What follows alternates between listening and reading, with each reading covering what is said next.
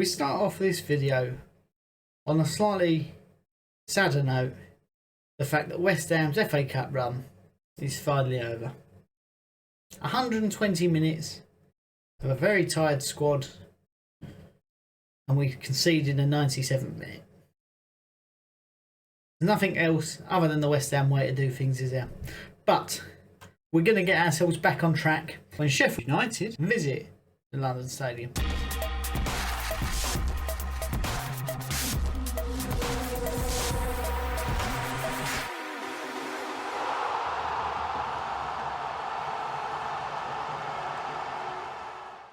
First, a little bit of team news. Antonio is fit. He was rested for the Manchester United game through fatigue. He is our only striker, so that's probably wise. On the other hand, the rest of the squad also looked tired, so having 120 minutes wasn't good. In that game though, Ogbonna got injured. I don't know what he done, but he got injured. He was replaced fairly early on by Issa Diop, who come off after a clash of heads. Hopefully he's ready and back. So that's two defenders out. So that leaves us with Balwana.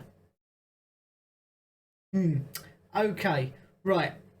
When we look at the amount of games we've played recently and how tired this team's looking and Antonio's injury record, do we need a second striker? A lot of fans would say yes.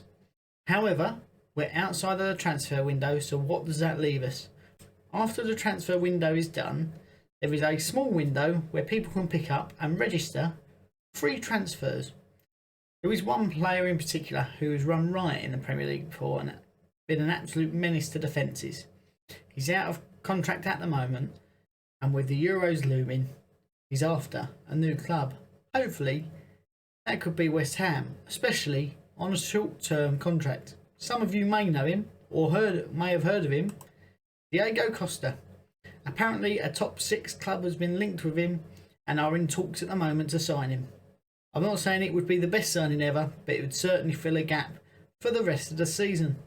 But more importantly, on to Sheffield United. Since they've been in the Premier League, we've won one, we've lost one, and we've drawn one.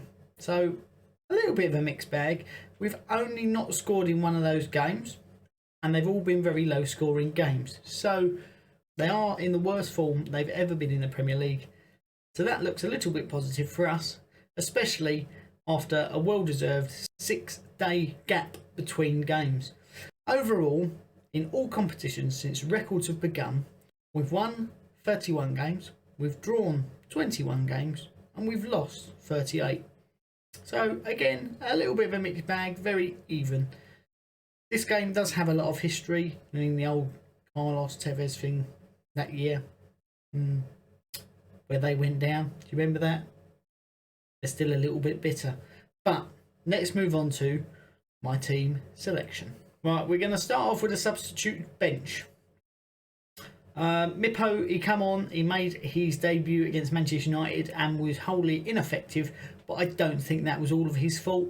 He wasn't being fed into, so it's a bit hard to judge him on that one performance. I still think he's got a lot of quality and can be a big player for us in years to come. Remember, he is still a very, very young man. Nathan Trott, I think, will make the bench again. Obviously, we have got David Martin and Darren Randolph. Darren Randolph seems to be in and out of fitness, so for me, Nathan Trott should be on the bench. Pablo Fornals also makes a bench this week. Not quite enough for the team at the moment, and can be a utility player that we bring on later in the match for a little bit of creativity. And the same goes for Manuel Lanzini. Jared Bowen is a surprise inclusion on this week's bench. And the reason I've put him on the bench is, if it was me, I would give him a little bit of a longer break, bring him on around the 60-minute mark and let him run riot against a tiring Sheffield United team for half an hour. Yarmolenko, a little bit wholly ineffective, again up front, but wasn't being played too. Diop, I think, will make the bench with that clash of heads and his recent patchy run of form. When he has played, bench is probably the best place for him to start at the moment. Our captain, Mark Noble, gave a decent account of himself, but I don't think he's going to start this game. And again, Ryan Fredericks has come back with a little bit of form, hasn't he? So he is once again on the bench. In goal, as always, Łukasz Fabianski. Again, I think did brilliant. That Scott McTominay goal, I don't think anyone would have saved that. It was hard, low, quick, just come out of nowhere. So it was unfortunate, but it was a good goal. In defence, I think we're going to go back to 5 at the back. When we change to that against Manchester United, we become more effective. When we change to that against Liverpool, we become more effective. So let's start with it against Sheffield United. Soufal didn't have the best of the game against Manchester United. He was the second lowest person on the pitch for pass accuracy, but he's a defender, so I'm not looking for all of his passes to be fantastic. He was played in where I've got Craig Dawson when Fredericks come on, but I do think his best position is that right wing back. Craig Dawson could have won it right last gasp, but couldn't quite get enough on his header. But other than that, has been solid. Aaron Cresswell, again, he's been solid for us playing in that as that left centre back. Is brilliant, and I think Fabian Balbuena, or the General, as some of you know him, will come in at the centre of that three. Ben Johnson has impressed me since he's been coming on, and I do think he deserves to start this game. It would be the perfect game for him. He was solid against Manchester United, and I think he will start building on those performances now. In midfield, Thomas Souček, his red card was rescinded, so he did play against Manchester United. He was looking a little bit tired, same as Declan Rice, who made 1 or 2 mistakes, but they have been solid for the whole season. We've been playing every 3 days. We now have a 6-day gap.